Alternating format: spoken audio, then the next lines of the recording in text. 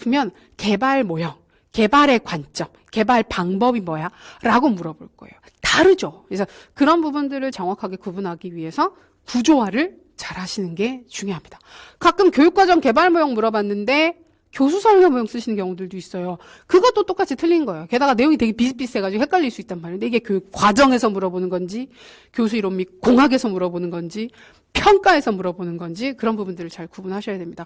이게 타일러나 아이즈너 같은 경우에는 끝까지 따라다니는 문제인데, 타일러나 아이즈너는 교육과정 개발 모형에도 포함되지만 마지막에 평가 단계를 되게 강조하기 때문에 평가 모형으로도 분류를 해요. 그러면 아까도 말씀드렸던 것처럼 교육과정 개발 모형의 특성을 쓰라 그랬는데 평가기를 쭉 쓰시는 분들이 있어요. 그거 방향이 안 맞아요.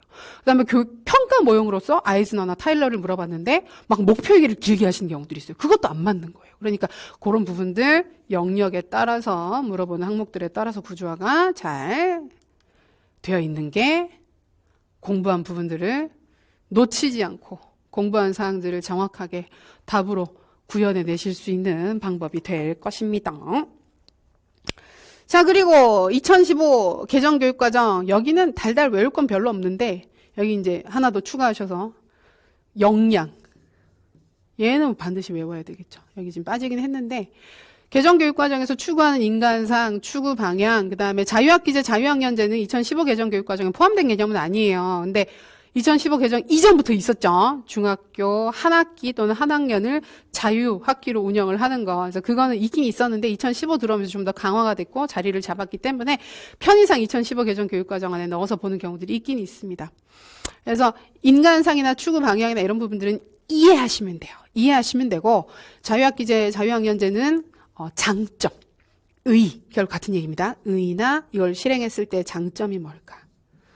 근데 올해 문제 나온 스타일을 보면 이런 걸 물어놓고 실행 방안을 물어볼 가능성도 생겼어요. 이제는 답이 없는데 대신에 자유학기제를 하나 운영을 해야 된다. 근데 이런 조건들을 깔아주는 거죠. 뭘 해야 돼? 진로 교육을 해야 될 것 같고 뭘 해야 될 것 같고 이런 조건에 따라서 선생님이 뭘 한다 그러면 어떤 방식으로 교육과정 설계를 할 것이냐 이렇게 물어본다 그러면 그건 알고 있는 교육과정 개념들을 활용해서 답을 쓰셔야 되는 것일 겁니다. 근데 이제 우리 시험이 사실은 그렇게 완전히 열린 답안을 요구하는 형식이 좀 힘든 시험은 맞아요. 이게 2차 시험만 돼도 그런 걸 물어볼 가능성이 높은데 1차 시험은 채점 부담이 너무 크기 때문에 열린 문제를 물어보기가 어려운데 올해 시험에서 상당히 열린 문제가 제법 몇몇 영역들에서 출제가 됐습니다. 교육과정이 거기에 포함되어 있고요. 그러니까 그래서 아까 처음에 시작할 때 교육과정 부분 시작할 때 자꾸 높아지면서 말씀드렸던 게 개념을 이해하고 아는 것도 중요한데 그걸 적절하게 활용하기 위해서 문제에서 물어보는 부분들을 특성들을 맞춰서 활용하기 위해서는